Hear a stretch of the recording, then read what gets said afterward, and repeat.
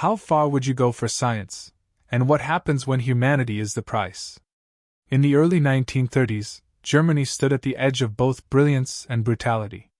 The world's eyes were on its scientists, physicists, doctors, and engineers pushing human knowledge to its limits. The country was obsessed with progress, with the idea that science could rebuild a nation humiliated after World War I. But that obsession quickly twisted into something else. When the Nazis rose to power, they promised not just a political revolution, but a biological one, a purified future shaped by genetics, medicine, and selective breeding. Science became a weapon, and doctors were no longer healers. They became soldiers in a war against the very idea of compassion. Universities joined the movement. Researchers lined up for state funding. Every experiment, no matter how cruel, was justified as for the advancement of medicine. In the name of science, the Nazi regime began redefining who counted as human.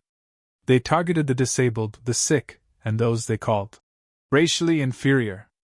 And in the cold walls of the camps, doctors began to experiment, not to heal, but to prove ideology through suffering.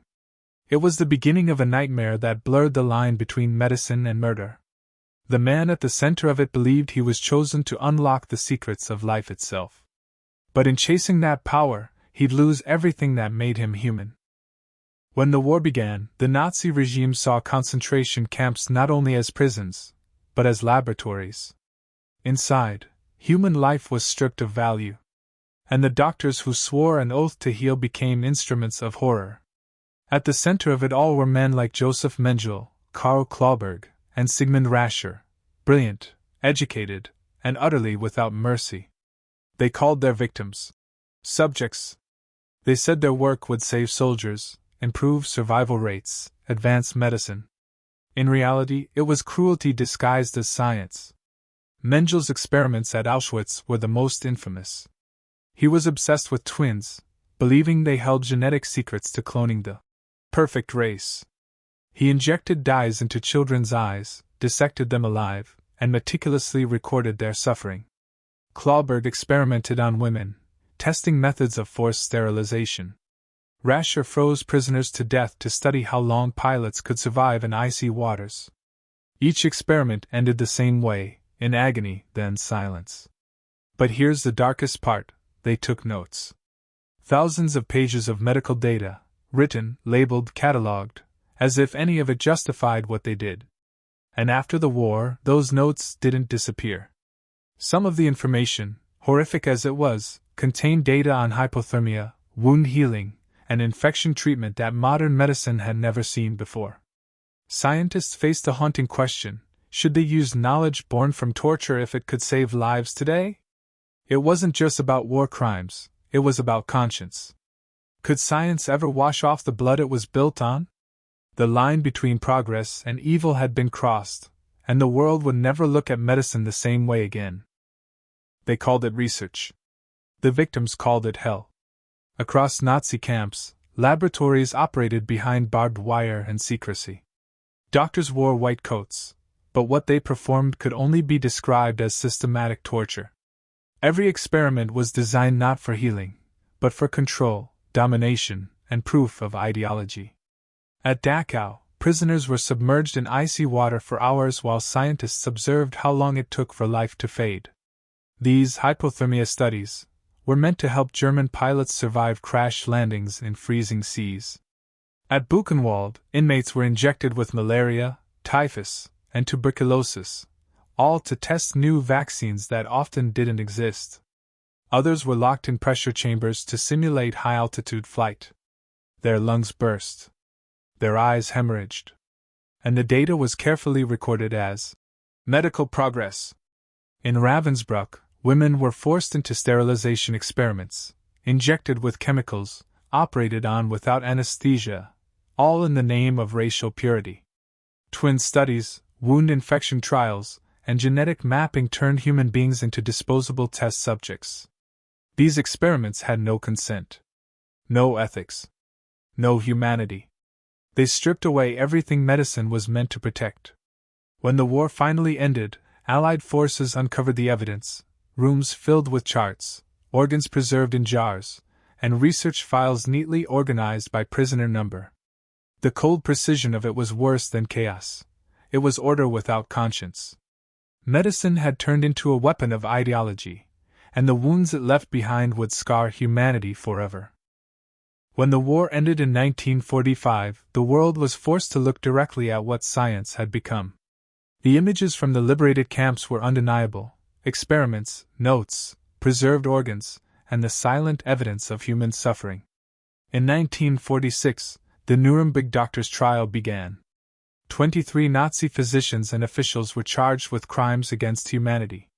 Their defense was chillingly simple. We were following orders.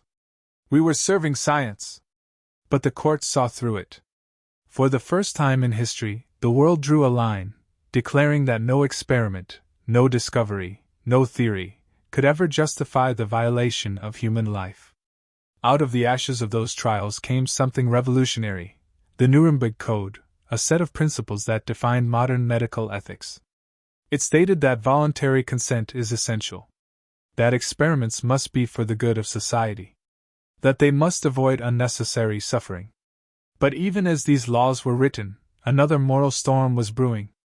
Scientists and military researchers quietly debated whether the data from Nazi experiments could still be used.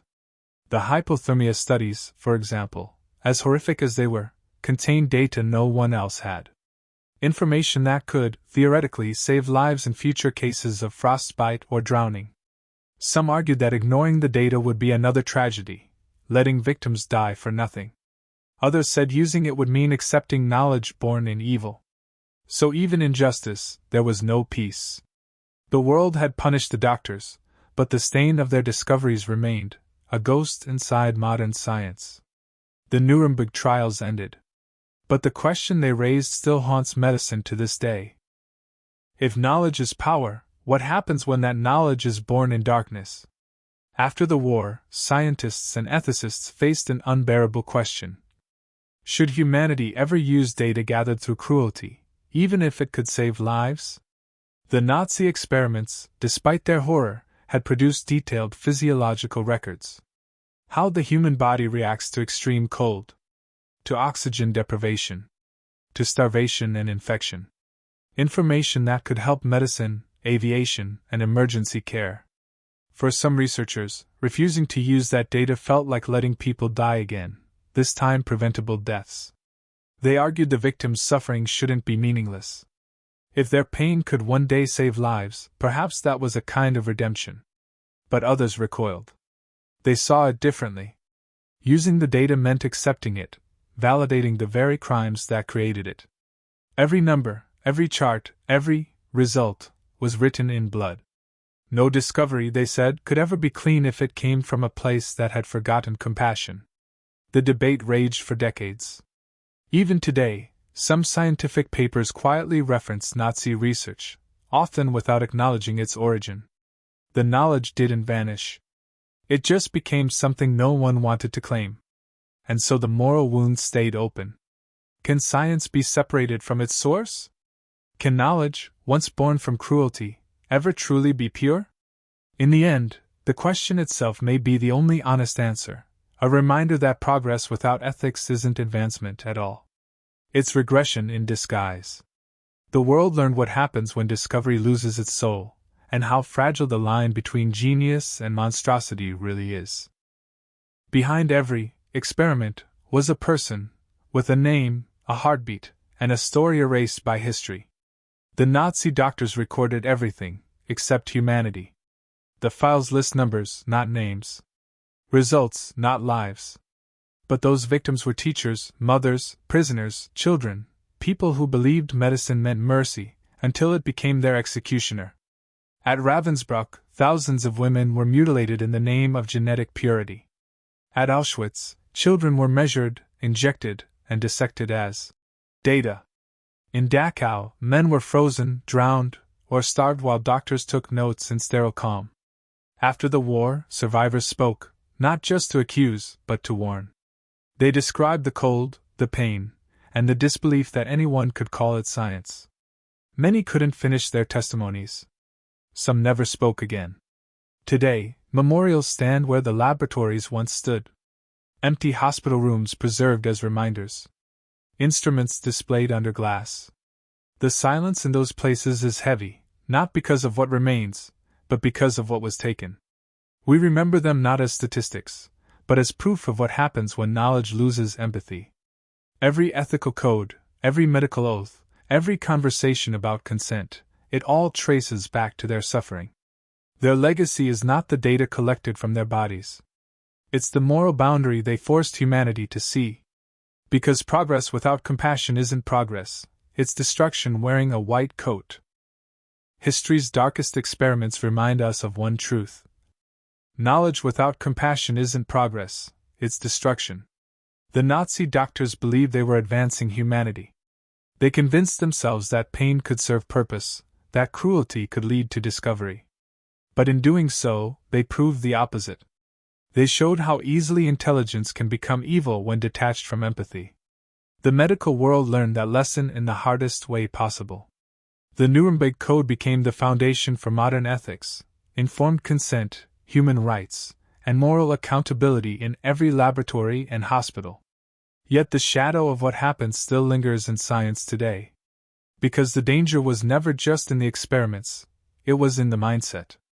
The belief that ends justify means. That progress is worth any cost. That data matters more than dignity. Every time we ask, should we do this? Instead of, can we? That's the echo of Nuremberg reminding us where the line is. Science moves the world forward. But without a conscience, it can just as easily drag it backward. So the question remains, one that every generation must answer for itself. How far would you go for science? And what happens when humanity is the price?